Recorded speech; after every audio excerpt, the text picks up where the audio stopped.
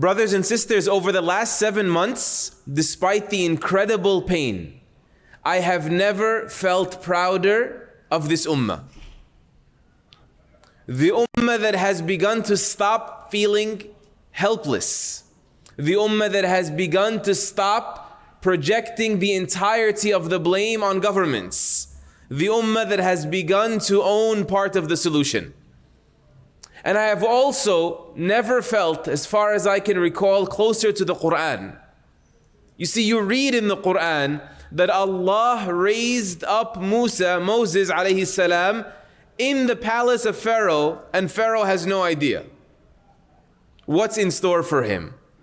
And likewise, today we are seeing the call, the demand to free Palestine roaring and raging from where people least expect it, at the very heart of the empires that oppress the Palestinian people. You read in the Quran that when Musa alayhi salam reached a dead end, Allah opened up for him, split open the ocean and created a new path. And when all effort seemed to not be working or not working fast enough, Allah opens up the empires called universities in Europe and in America for the sake of Gaza and its people. From there, I want to say that we must also sober up a little bit and be honest and recognize that nothing will come full circle. No full, meaningful, lasting change will happen overnight. So we have a long road ahead of us. And on that road, power matters. For many reasons, the most important of which is the Quran said so. You know, when Allah Azza wa Jal spoke about how He created this world and the nature and the order upon which He structured this universe, He said, we created the heavens and the earth over the span of days, وَقَدَّرَ فِيهَا أَقْوَاتَهَا, and He embedded into this earth its provisions, its resources, its means of leverage, its resources over the span of 4 days. He could have done it instantly, subhanahu wa ta'ala. But perhaps the wisdom here is that He wants us to recognize that the way this world functions is that nothing happens overnight. I put it into here over the span of 4 days, and it will take you probably longer than that to extract it from this world. I embedded it inside this world over the span of 4 days. But then He said, سَوَاءً لِلسَّائِلِينَ, and I have made it equally accessible to whoever seeks it. So you must seek it, but anyone who seeks it will get a share of it. So whether you seek it, resource, power, for oppression and injustice, you'll get it. And if you seek it for pushing back against injustice, to make this world a better place for everyone that lives in it, you will get it. But whoever seeks it gets it. And this is also why, and I've mentioned this before, when the early Muslims were asked, what happened? Where did the hiccup happen in the momentum of this ummah? They said, this world, worldly leverage, was secured in our hands, so we were able to use it, meaning, and it did not get into our hearts.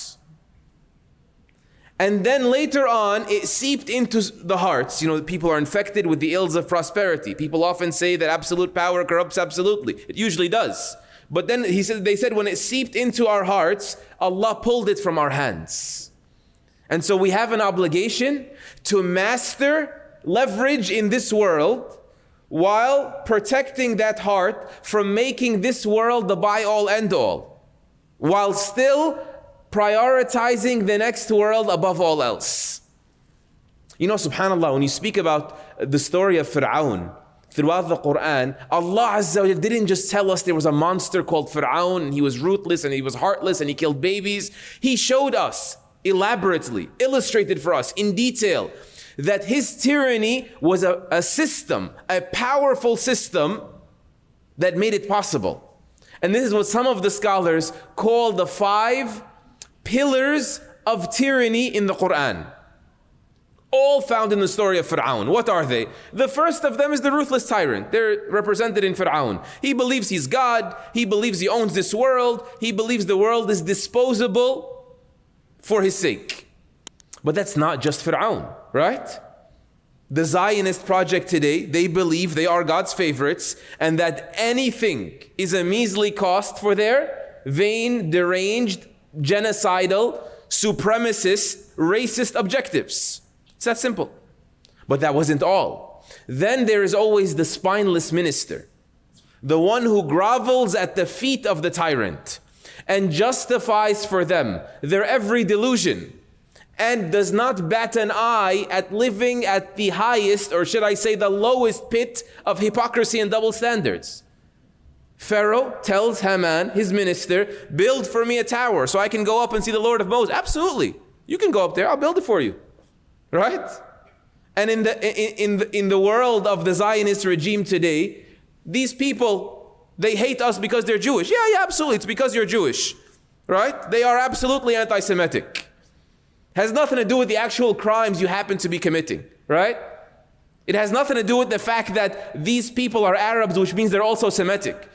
We're going to forget the fact that all throughout history, the Arab world and the Muslim world at large was a safe haven for Jews from every other people under which they were persecuted. Right? Yeah, we're going to just keep batting just to what? To get my bone that gets thrown my way, my kickback for living for someone else's glory. The glory of the tyrant gets me a bone thrown my way, and I'm a lowlife like this. I'm a soulless devil, so I'll accept it. I'll accept scraps. But then there's a third pillar to tyranny. That third pillar are the wealthy tycoons of the world, the corrupt juggernauts of economy and commerce that will spend out of pocket whatever will maintain the status quo of tyranny and oppression. Why? Because it serves them. In the story of Moses and Pharaoh, this is Qarun. And what is, daunting, so painful about the story of Qarun is that Qarun was from the people of Moses.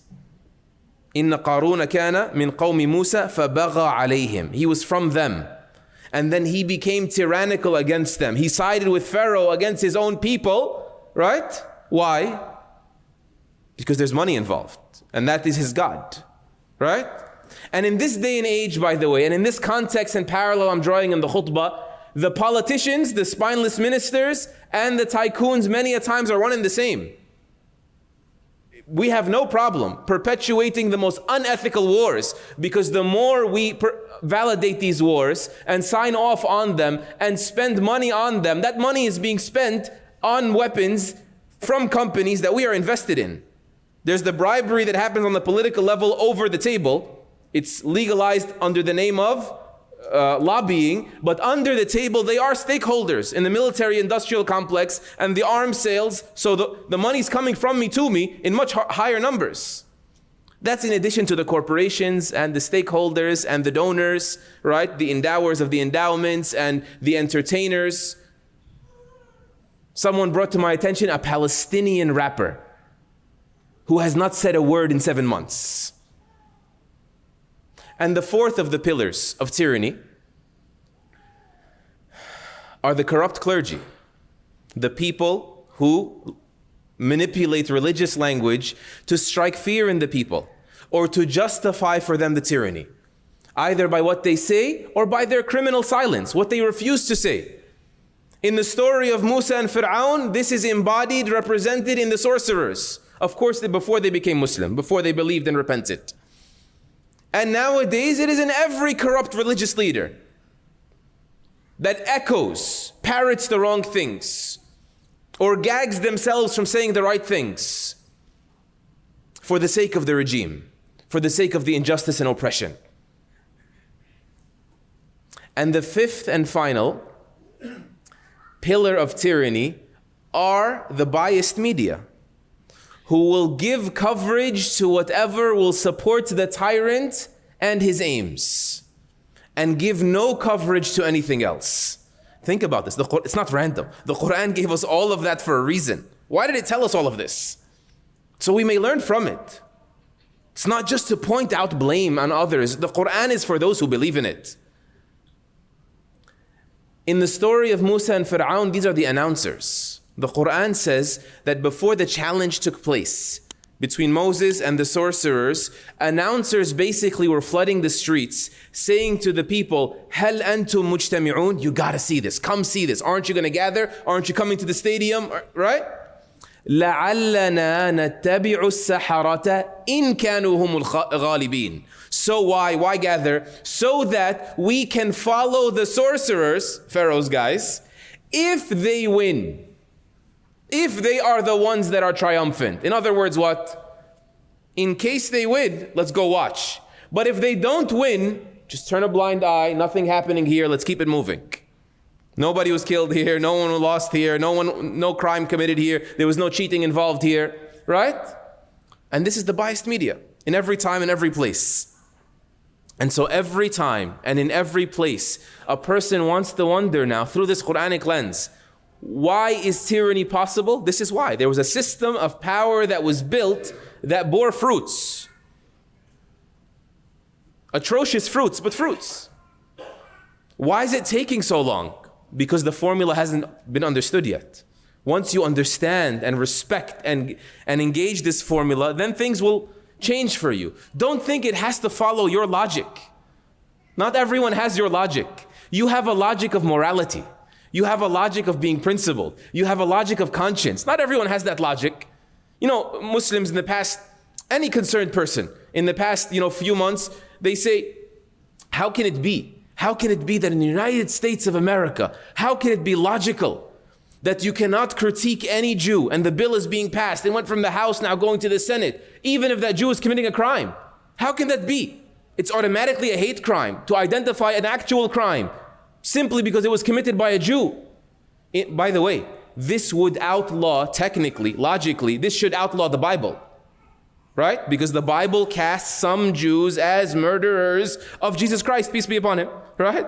How can this be in a Christian majority country? How's that logical? Doesn't have to be logical. It's called the logic of power. It's called leverage. How can it be that the Israeli state can go on a killing spree and critiquing that government is not allowed? Like, you live in a country that in its founding documents, in the Constitution, you have free speech. That free speech allows you to critique even this government, but you're not allowed to critique a foreign government about an act of genocide, about agreed upon war crimes. Forget you can't even do it. The United Nations, the International Court of Justice, is being threatened right now by US politicians for doing it. How's that logical? Doesn't have to be logical. We have to understand the Quran, the logic of power dynamics.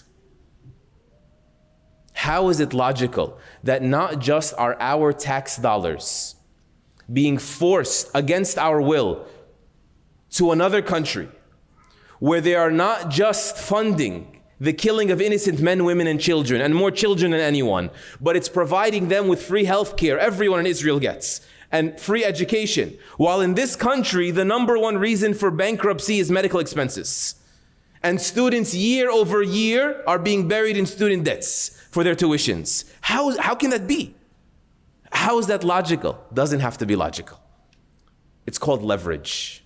Whoever seeks leverage will find it. Allah has said that. سَوَاءً لِلسَّائِلِينَ, equally accessible to those who seek it. Brothers and sisters, a few short years ago, and it's ongoing, up until now, there are 38 states in this country, including the state in which you're in, either because bills were passed or due to executive orders, where there are what are known as anti-BDS laws. Boycotting, divestment, sanction calls are illegal.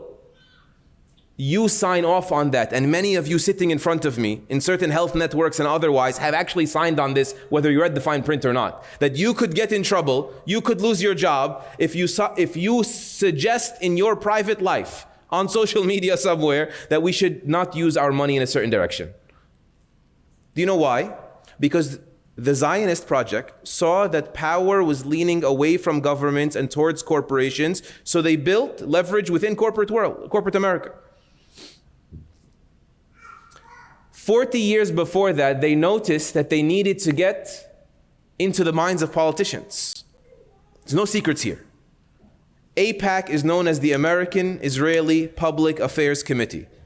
It is basically the bribery commission for the genocide project. That's what it is. What do? They ensure that whoever is in politics, the right or the left, they will still prioritize the interests of the Zionists over the interests of those who voted them in, over their own people. They noticed this, they clocked it. And so I'm going to spend $1 billion in lobbying. I'm going to get every few months, if a war breaks out, another $14 billion, another $14 billion. They saw it, right? Pointing blame is not going to do anything. I'm telling you almost for a second, respect that they respect the process. Do you know what happened 40 years before 1963? In 1924, brothers and sisters, 100 years ago, as we stand here in 2024, they established the World Union of Jewish Students, Zionist Jewish students. And they picked the intellectuals of the world to lead it. The first president was Albert Einstein. The vice president was a man by the name of Chaim Weizmann, who was a world-renowned chemist that the whole world respected because he was a contributor to the chemicals needed for World War I. And he becomes the first ever president in the state of Israel at 1948. They put together this World Union of Jewish... Do you understand why now? Do you understand why they are losing their mind and scrambling like chickens without their heads today, when Allah, without us, Allah gave us a free gift, some leverage that we didn't even do by coordination. And now it's collapsing from within the university space? Rewind another 30 years. In 1896, the State of Israel, the White Paper, was a publication by a man who made headway in the world of media. His name was Theodore Herzl. He was a journalist, but a diplomat. And so, do you understand why now there are 130 years of investment in mainstream media, journalism, and mainstream channels is driving them crazy, that Allah caught them off guard, right? The way He caught Fir'aun off guard. And social media has ruined this whole thing for them. They no longer control the monopoly on mainstream media they've been building for 130 years. That is why social media made a difference. And so Allah sent us a few gifts. Allah Azza wa Jal sent us a few fruits. Allah Azza wa Jal moved us forward, but there's a long road ahead of us. I simply say, understand the Quran to engage that playing field. And only after we respect this process and accept that it's a long road, and we start the walk on that road, only then can we say that there is no barakah in their efforts. That we don't even need to do as much as them, because we have justice on our side. And we have the ultimate good on our side. And if we have Allah, we have all we need. But Allah told us respect this process. May Allah Azza wa Jal grant us knowledge that benefits us, and benefit us with that which He has taught us, and propel us forward as people of the Quran, that understand the dynamics of the world through the Quran, and understand the priority of the hereafter through the Quran, and understand the blessing of being part of this ummah through the Quran. And may Allah Azza wa Jal gather us upon good with the people of Gaza, and the people of Palestine, and the people of Sudan, and the people of Turkmenistan, and the people suffering everywhere, and have us meet them on the Day of Judgment and say, we did our part, we tried our best.